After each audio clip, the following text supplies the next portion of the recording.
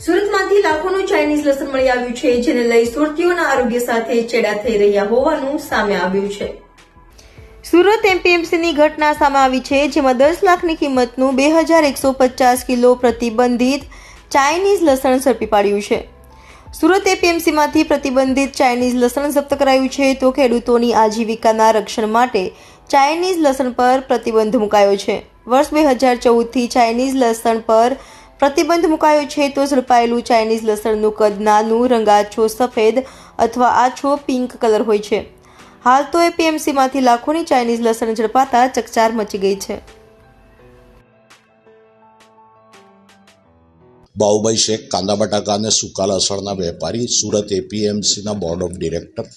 છેલ્લા 8-10 મહિનાથી લસણના ભાવો જે પ્રમાણે વધી ગયા છે, એના લીધે અત્યારે ચાઇનાથી લસણ ધીરે ધીરે ભારત દેશમાં પણ ઘૂસી રહ્યું છે।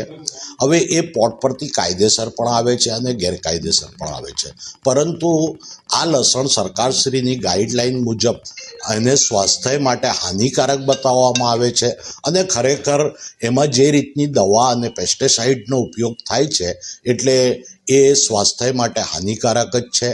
અને ખાસ કરીને છેલ્લા 3 વર્ષથી આપણા ત્યાંના લસણની ખેતી કરતા ખેડૂતોને પોતાના માલનો ભાવ ન મળવાના કારણે આ વર્ષે ઉત્પાદન ઓછું છે। તો અત્યારે આપણા ખેડૂતોને આ લસણની જો એન્ટ્રી થઈ જાય તો આપણા ખેડૂતોને ભાવમાં પણ માર પડે।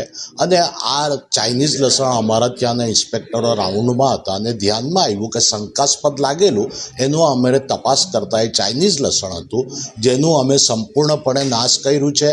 અને અમે અમારી એપીએમસીમાં આ રીતનું ચાઇનીઝ લસણ કોઈ બી રીતથી વેચાણ નહીં થાય એ માટે અમે કટિબદ્ધ છીએ। શું ફરક બંનેમાં દેશી? જો આમ જોવા જોઈએ તો હવે ચાઇનાની દરેક વસ્તુમાં ફરક તો હોય જ છે, દેખાવમાં સારું હોય છે, પરંતુ એમાં તીખાશ નથી હોતી અને જે આપણા લસણમાં ટેસ્ટ હોય તે કોઈ પણ રીતથી એ ટેસ્ટ હોતા નથી, પણ દેખાવમાં સારું હોવાના કારણે લોકો એના તરફ આકર્ષાય છે। પરંતુ એક વેપારી તરીકે મારી સલાહ છે કે એ લસણનો આપણે ઉપયોગ ન કરીએ તો સારું।